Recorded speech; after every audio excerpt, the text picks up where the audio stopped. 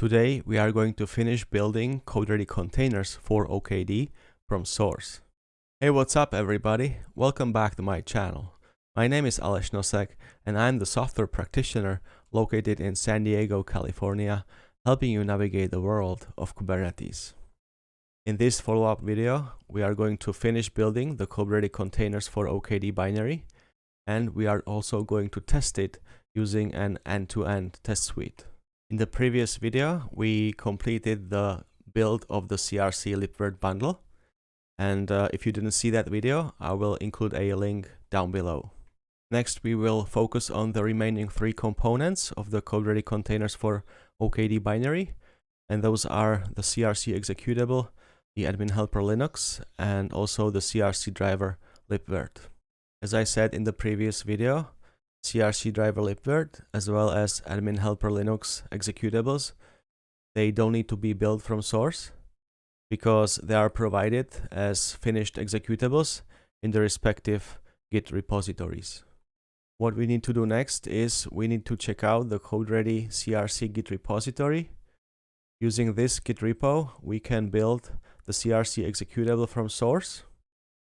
The make release target in the CRC repo is also able to assemble the final CodeReady Containers for OKD binary.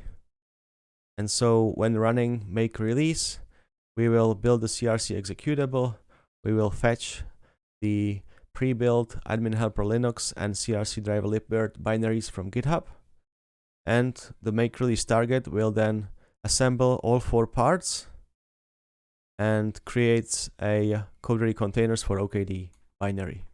So here we go. I cloned the CRC Git repository here. The next question is from which commit we should be building. And to figure out the commit, the best way is probably to download the official CRC executable as provided by Red Hat. I have it here in the second console. And after you decompress the distribution archive, you will find that there is this number here, the version 1.27.0, and that's also the tag in the CRC repository from which this executable was built from. So if I go back and take a look at the tags, then that 1.27.0 is right there, so I can just check it out. From my previous video, I have the CRC bundles sitting in the SNC repository or SNC directory. So you can see them here. So now I can paste in my make release command, which will assemble the binaries, the CRC binaries for all three target platforms. So the make release will take the bundle_dir variable with the location of the bundles. And then I'm also passing in the OKD version that I'm using here. So I can run it, and because this will take a while, I will pause the video here. After about an hour, the build of CRC executable as well as the CRC distribution archives is complete.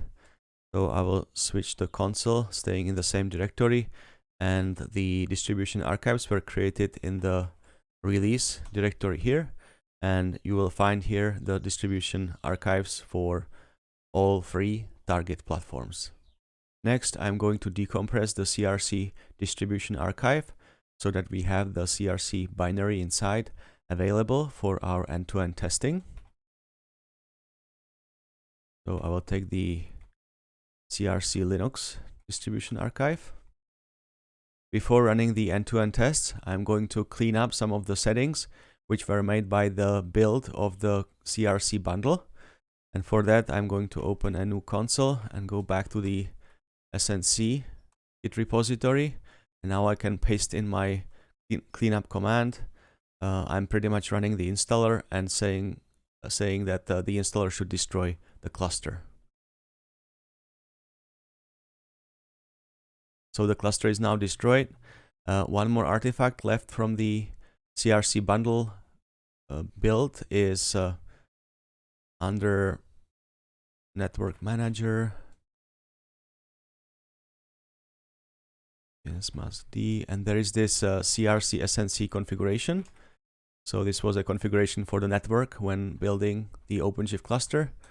So I'll remove that file as well. And after that, I will restart the network manager.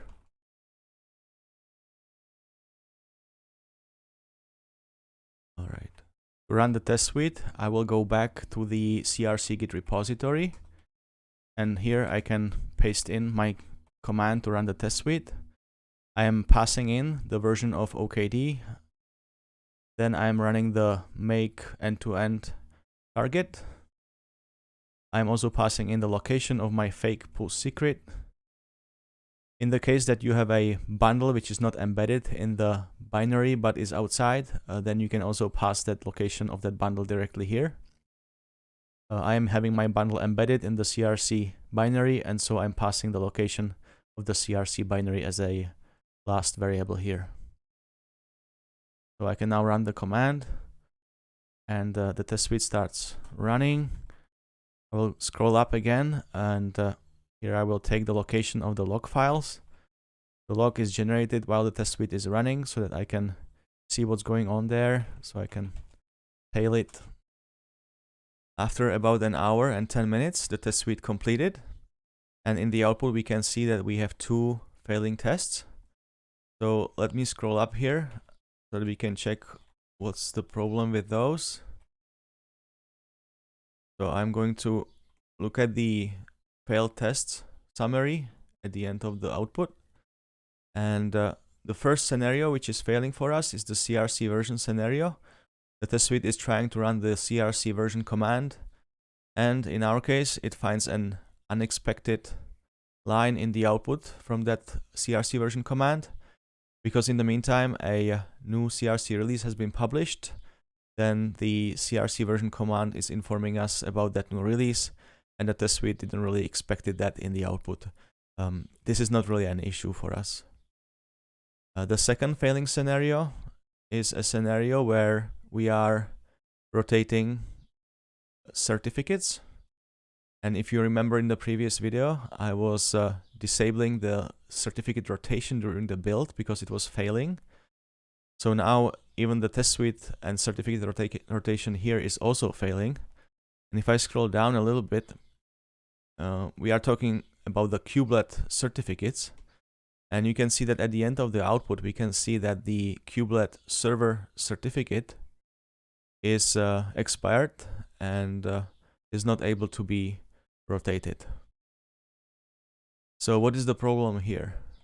Originally, I was thinking that the certificate rotation fails due to a bug in OKD.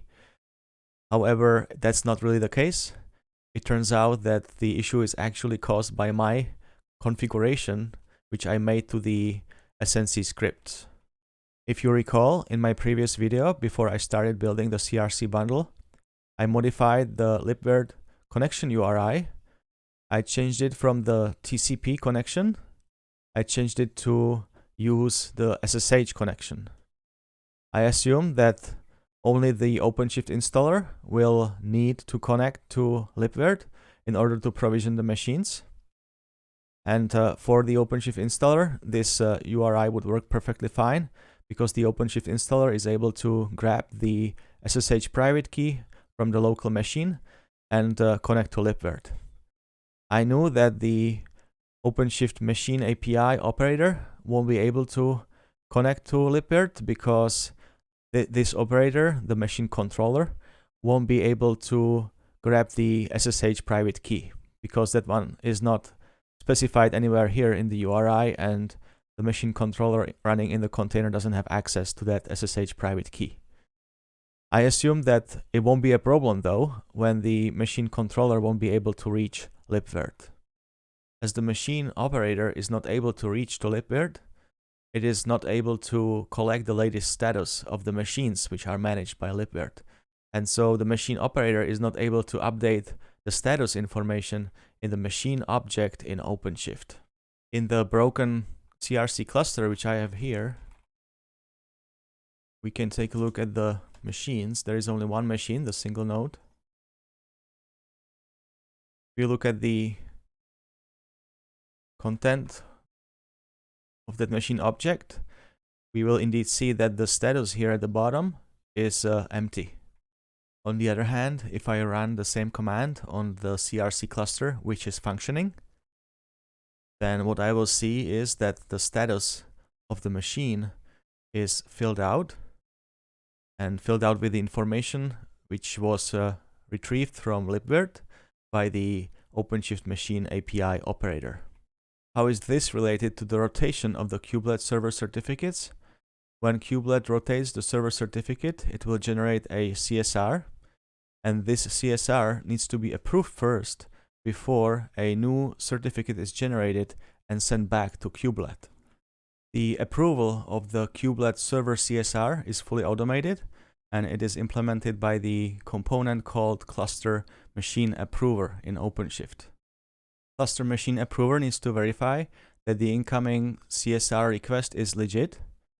In the case that the kubelet's server certificate already expired, machine approver will read the name of the node from the CSR, and it will try to look up the corresponding machine object in OpenShift.